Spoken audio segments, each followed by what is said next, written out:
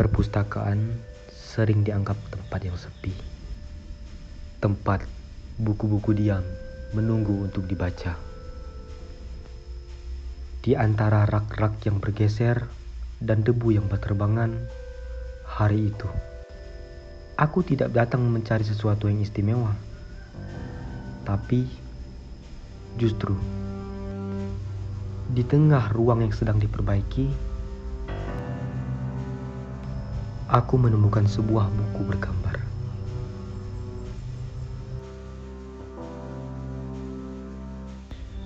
Yang membawaku ke dalam sebuah cerita yang tak terduga, bahkan tak pernah terpikirkan olehku.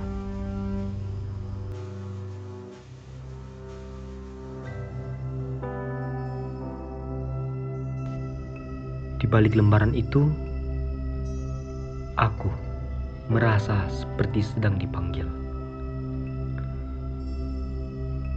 Bukan oleh kata-kata, tetapi oleh jejak. Jejak dari mereka yang lebih dulu datang.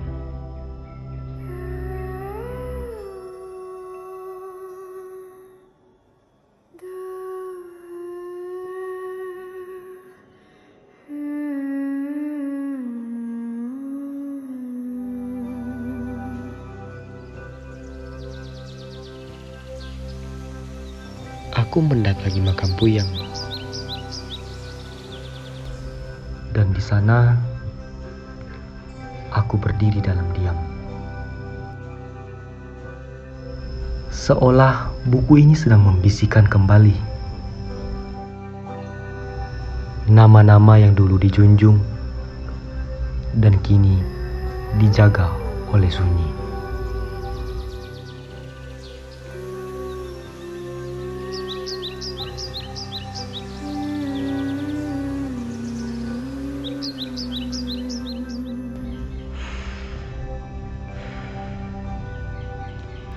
Tapi budaya bukan hanya soal kenangan.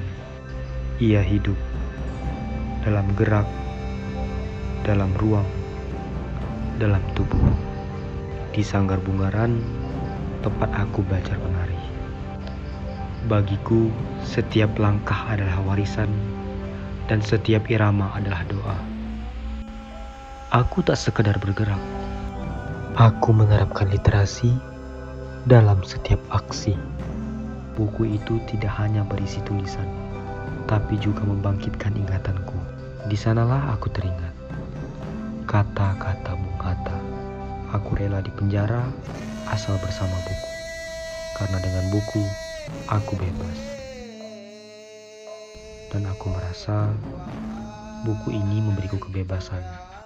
Kebebasan untuk mengenal siapa diriku melalui tarian, melalui warisan budaya.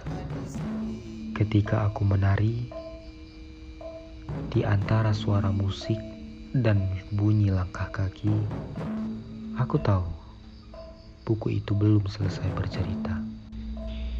Ia hidup kembali dalam tubuhku yang bergerak, dalam napas yang masih menyebut nama nenek moyang. Dari gerak tubuh, aku kembali melihat sekeliling, tentang pasar yang dulu jadi nadi kehidupan, tentang bangunan tua yang kini hanya jadi latar dari langkah-langkah yang terburu, dan Tugu Nanas yang lebih dari sekadar ikon kota, melainkan penanda dan akar identitas. Buku itu tidak hanya menyimpan masa lalu, ia adalah napas yang ditinggalkan oleh leluhur.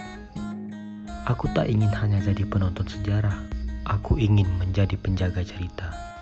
Maka aku menari bukan untuk hiburan, tapi sebagai penghormatan. Karena budaya tidak benar-benar hilang, ia hanya menunggu untuk dibaca, dihidupkan, dan diwariskan kembali. Kita butuh generasi yang kuat akarnya, luas wawasannya, dan siap membawa Indonesia melangkah lebih jauh.